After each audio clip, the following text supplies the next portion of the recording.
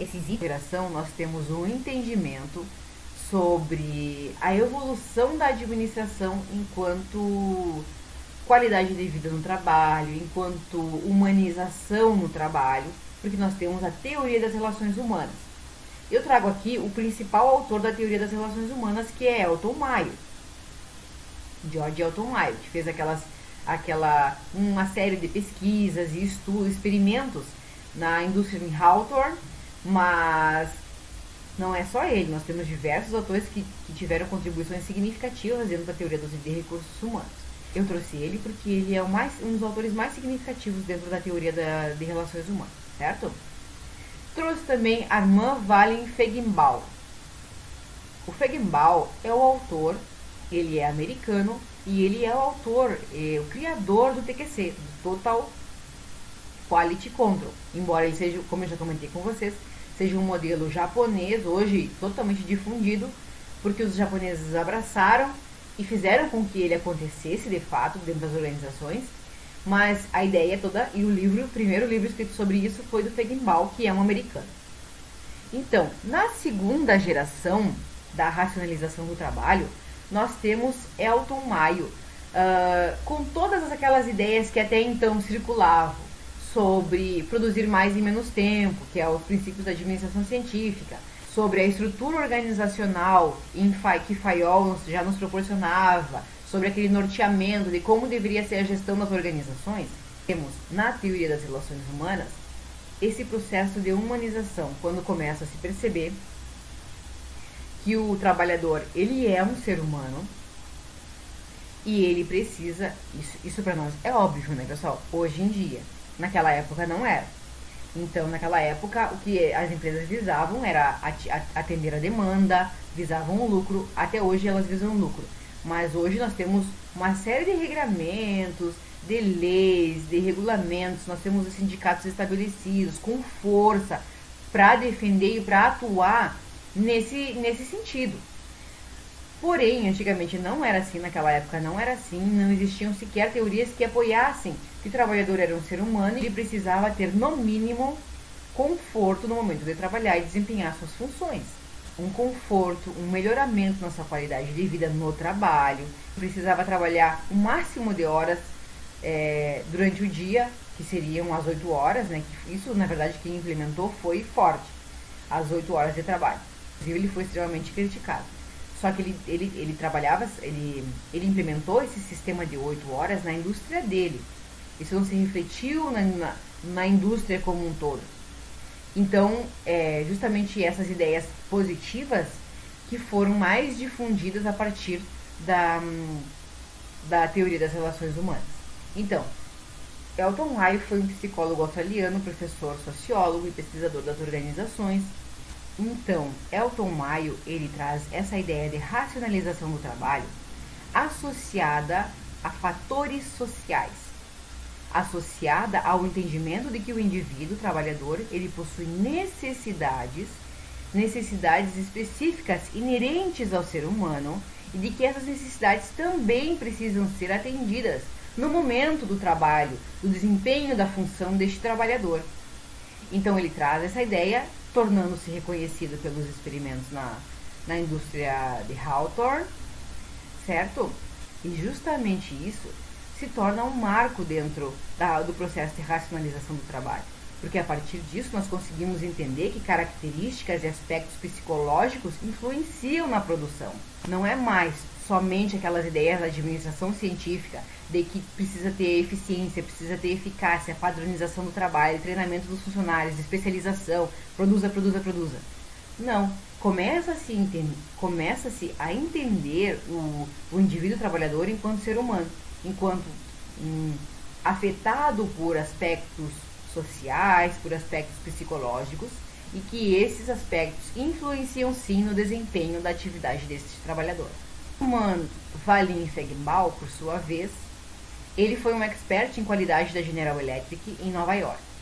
Em 1951, ele concluiu o doutorado em ciências no Instituto de Tecnologia de Massachusetts e em 58 ele foi nomeado diretor mundial de produção da General Electric e vice-presidente da American Society for Quality Control.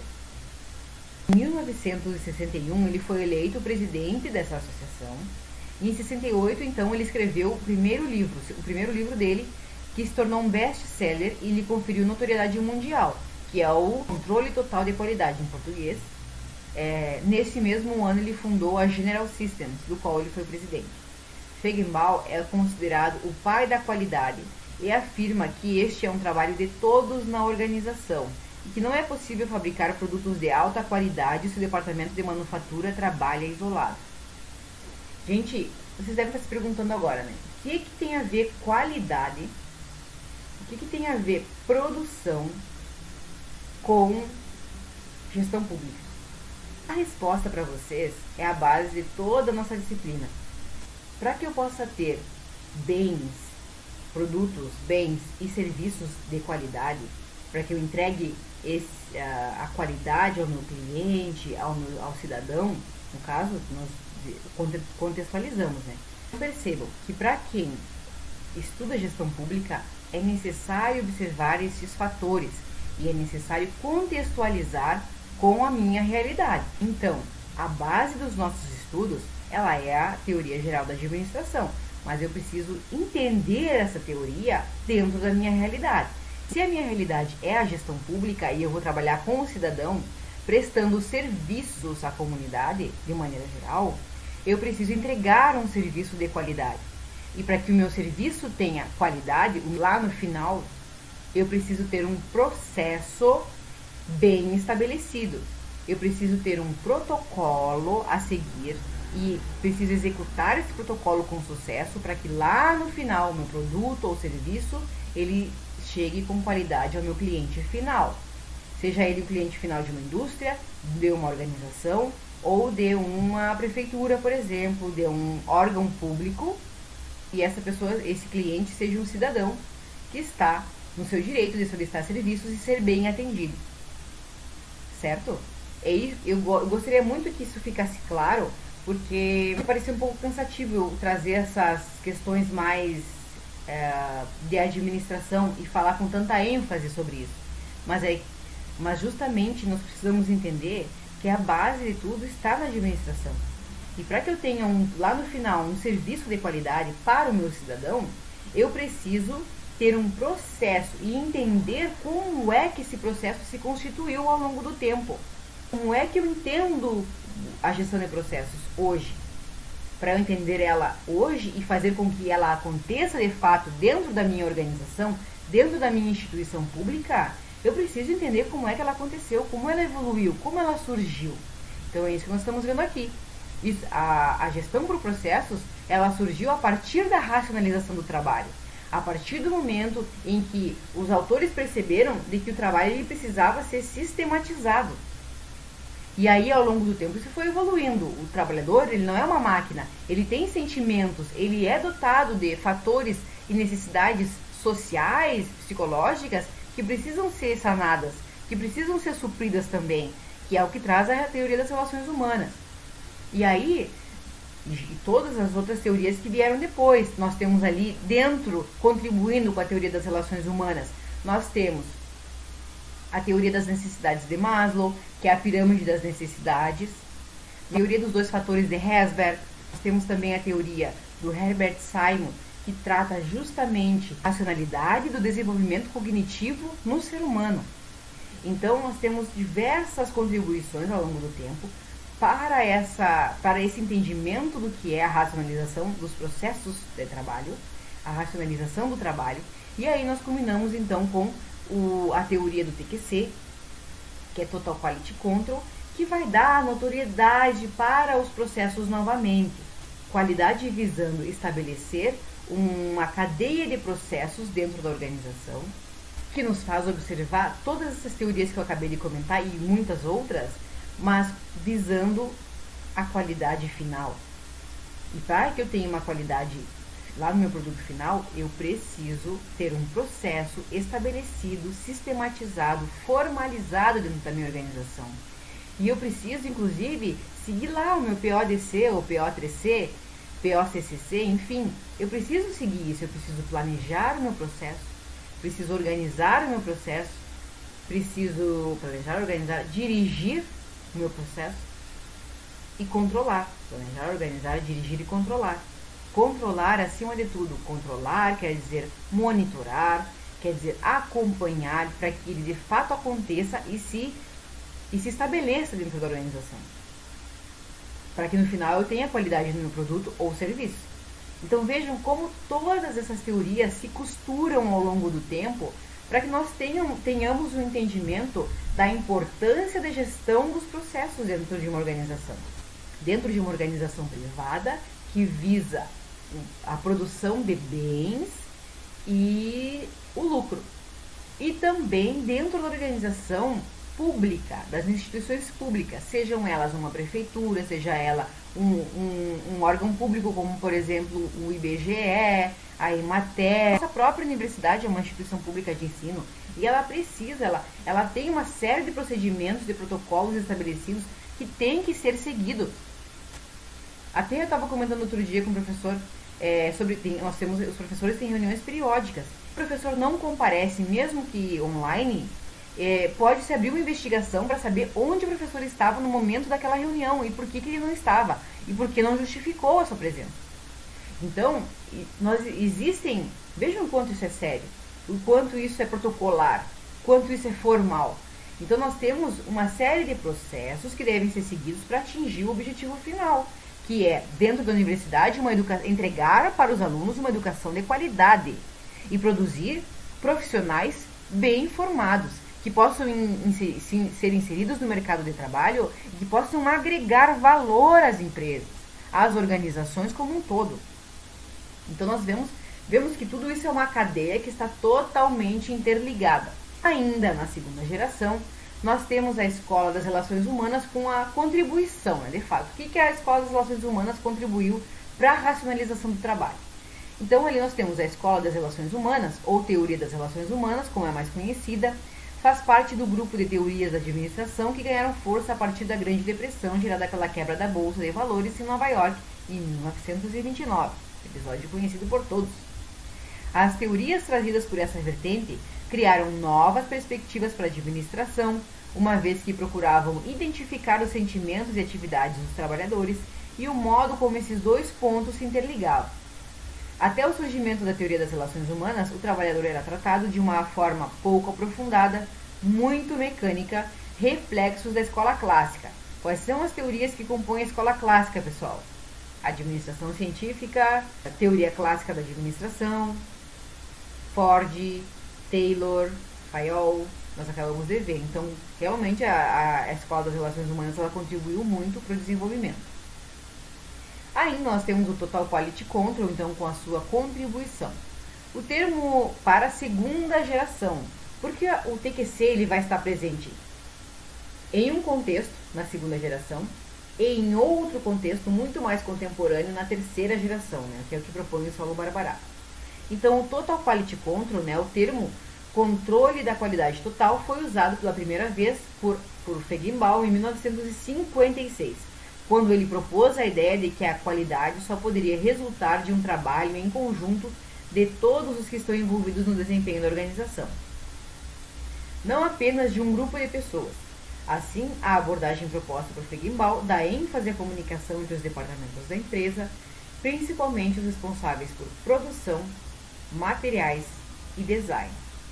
Então, lá em 1956, nós temos, através do TQC, uma interligação entre os setores da organização.